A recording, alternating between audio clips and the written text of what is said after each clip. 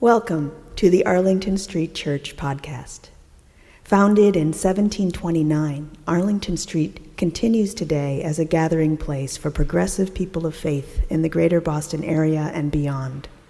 We are located at the corner of Arlington and Boylston Streets, across from the Public Garden in Boston, Massachusetts. Please visit ascboston.org for more information about this historic Unitarian Universalist congregation. Arlington Street Church, gathered in love and service for justice and peace. The Indian mystic poet Kabir writes, "Leap into experience while you're alive. What we call salvation belongs to the time before death." Leap into experience, into this very moment, right here, right now.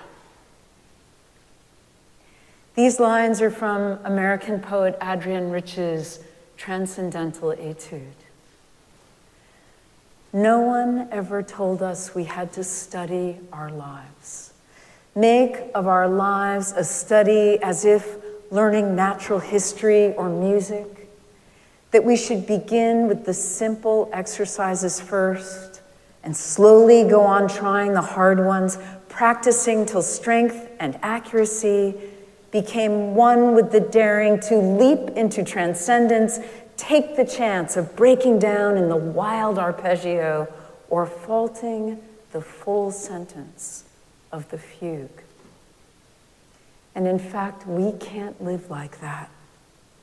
We take on everything at once before we've even begun to read or mark time.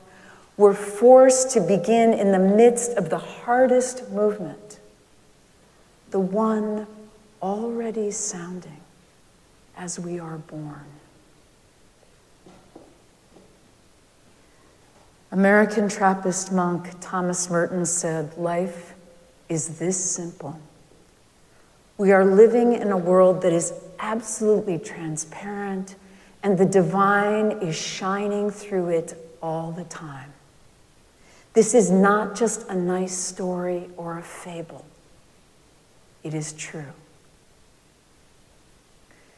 I think of that moment in American playwright Eugene O'Neill's Long Day's Journey into Night, when Edmund remembers sailing on the night seas in Argentina. "I lay on the bowsprit with the water foaming into spume under me," he says, "the masts with every sail white in the moonlight, towering above me.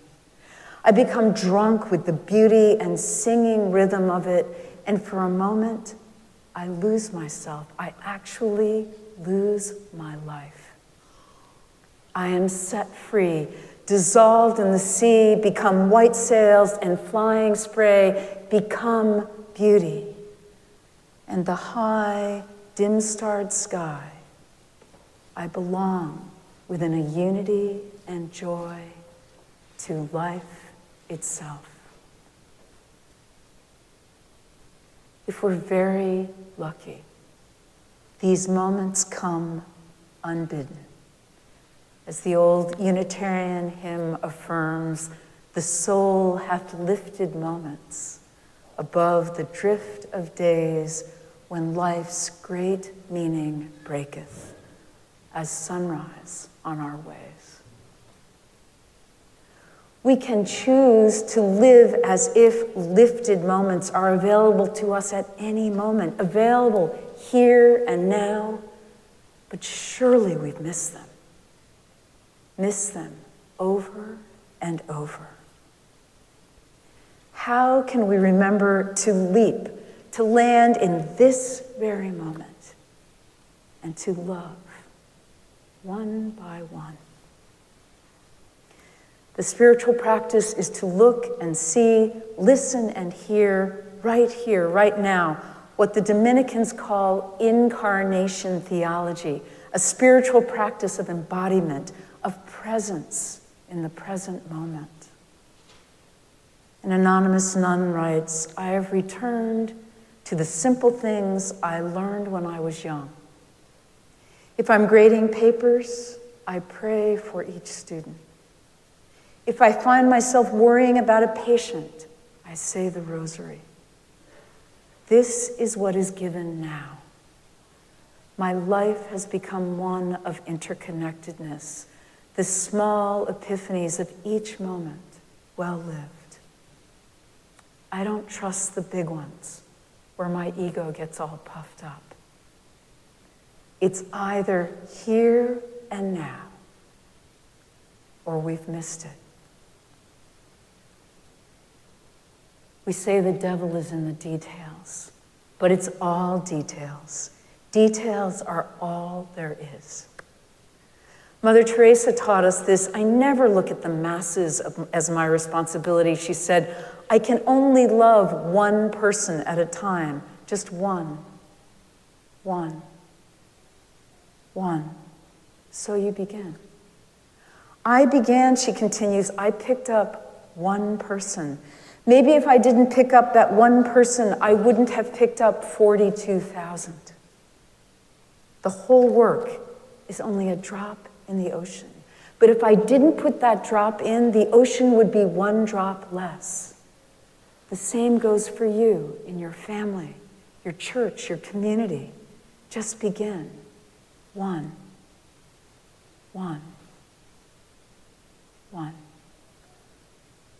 Right here. Right now. Yaqui Indian shaman Don Juan Matus recommends engaging death as our advisor. He's not being morbid.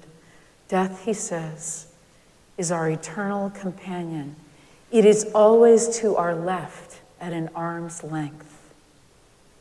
The thing to do when we're impatient is to turn to our left and ask advice from our death. An immense amount of pettiness is dropped when we remember to consult with our death. I thought of Don Juan's teaching when I read this story from an anonymous Sufi master who crashed his motorcycle when he was 19 years old. I was on the critical list, he says, with broken bones and internal injuries. As my mind cleared, I remembered that for a second after the impact, I was looking down at my body. I was just a short distance above. I could see, but my being was completely non-physical. It was quiet and peaceful. I was relieved. I knew I had the option to return to my body or let go into this wonderful darkness. But when I looked at the scene on the street below, what arose was this intense feeling of love. Love for life. Love and joy made me come back. They told me that in the ambulance I was crying and laughing. I felt a reality of freedom that was beyond the physical, an intense joy and happiness that has motivated my spiritual life now for 35 years. I love this reality. I have followed its call. The thing to do is to ask advice from our death. Right here. Right now. American Buddhist teacher Larry Rosenberg undertook a pilgrimage in Korea. On a remote road, he came across an elegant shrine at the base of a mountain. Next to the shrine was a sign that said, "Way to the most beautiful Buddha in all of Korea." An arrow pointed to the 1,000-step path carved into the side of the mountain. And so Larry climbed. He climbed and climbed until at last he reached the top. The view was breathtaking in every direction. And there was a simple stone altar, but it was empty. Where the statue of the most beautiful Buddha in all of Korea should have been, there was nothing but the green-hilled vista beyond. Next to the altar was another sign. It said, "If you can't see the Buddha here, you had better go down and practice some more. Oh, we had better practice some more. We rise, we fall, we lose our way. The wife of a well-known Hindu teacher says, "My husband came home from his last visit to India in an amazing state. He was enlightened for 6 months until he spent time with his mother." Another Hindu teacher tells the story of coming home from India, becoming a revered teacher in America, and going to visit his family. One day, he was taking care of his nephew. It was a hard day for the Swami and the 3-year-old, he says. We messed up the house. He threw a tantrum. Finally, I took him in my arms and just held him, singing Sanskrit melodies. And I realized that's all the world wants, to be held in spite of it all. The bliss returned as soon as I opened my heart. Right here, right now. The bliss returns as soon as we remember. When you feel the most conflicted, stop. Look beyond the drama. Look for the vulnerability. See the pain. Breathe. Breathe. Listen for your heart. Listen to your heart. It has an astonishing capacity for compassion.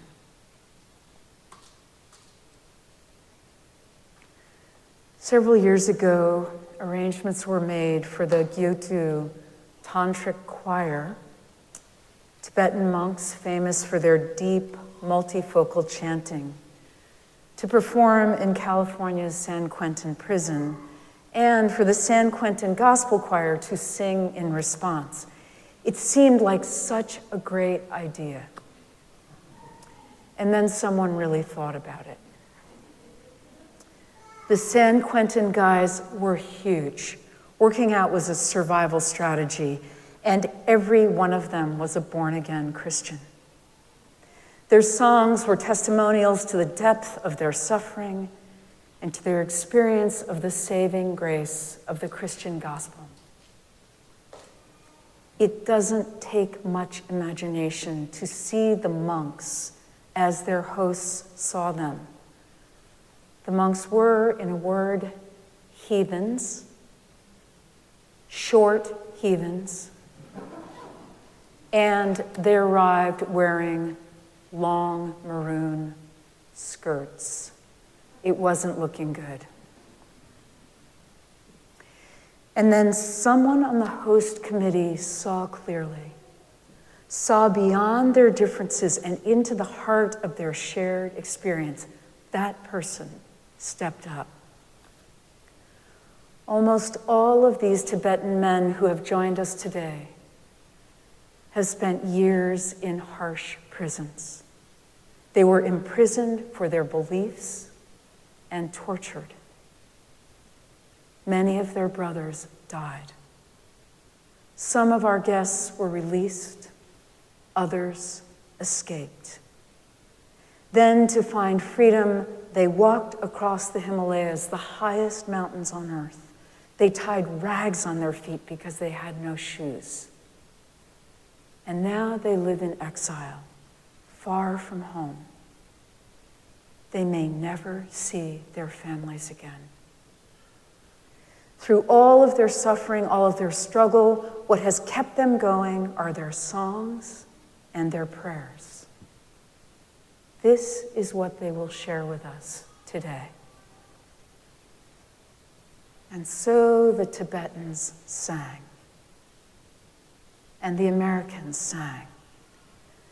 They attended to one another's music with hearts broken open by suffering, hearts broken open to their shared humanity.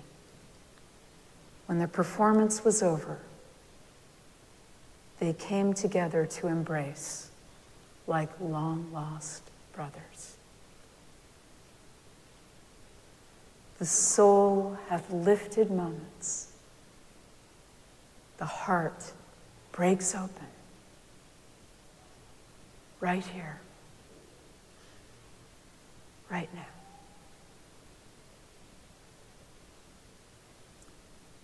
An old Hasidic rabbi asked his students how they could tell when the night had ended and the day had begun, for that is the time for certain prayers and holy rites. Is it the moment the hills lighten in the distance? No. Is it when you can see an animal at a distance and know that it's a sheep or a dog? No. Is it when you can look at a tree in the distance and tell if it's a fig or a pear tree? No, replied the rabbi again, it is something very close. Very close. It is when you can look on the face of every person and see that they are your family. Until then, it is still night. Beloved spiritual companions, let us practice incarnation theology. May we leap to land in this very moment. What we call salvation belongs to this time before death. All the world wants is to be held in spite of it all. May our hearts break open to our shared humanity. Let us love one,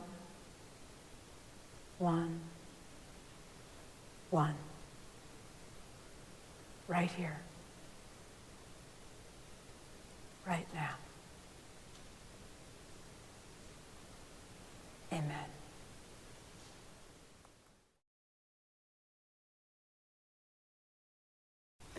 And now for our benediction, I invite you to put your hands over your heart in Namaste.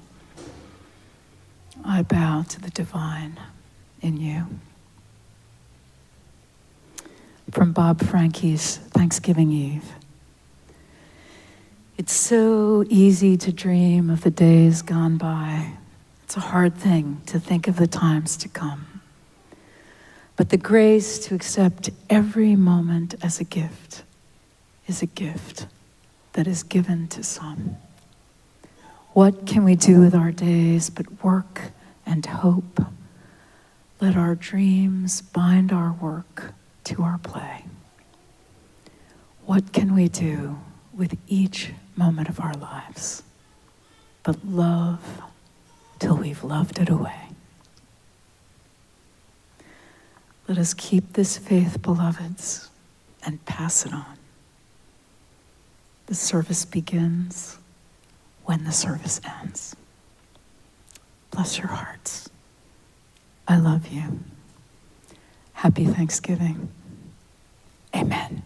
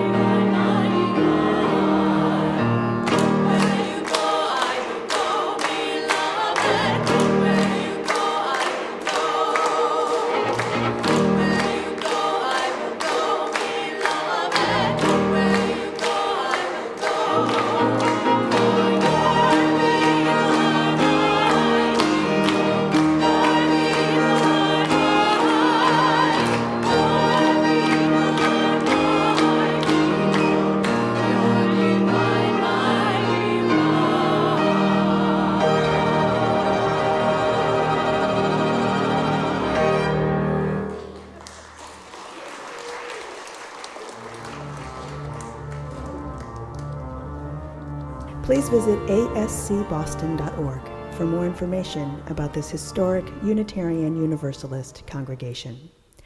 Arlington Street Church, gathered in love and service for justice and peace.